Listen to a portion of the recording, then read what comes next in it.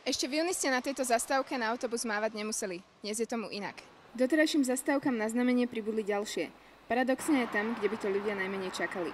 Dopravný podnik Bratislava má o zmenách informovať oznamami na zastávkach, dopravných prostriedkoch a na internete.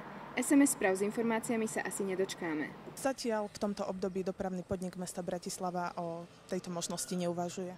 Presne tu by mal byť oznam upozorňujúci cestujúcich na zmeny v MHD.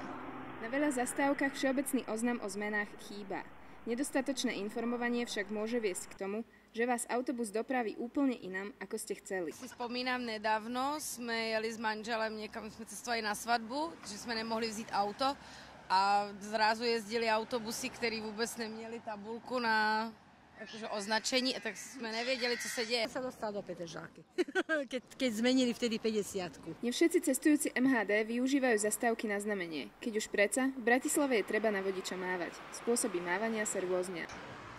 Obyčajný, prirodzený. Sú aj prípady, kedy sa ľudia čakajúci na zastávkach na znamenie spoliehajú, že im vodič zastaví, aj keď ani jeden z nich nekýva. Preto šofér musí brzdiť na poslednú chvíľu.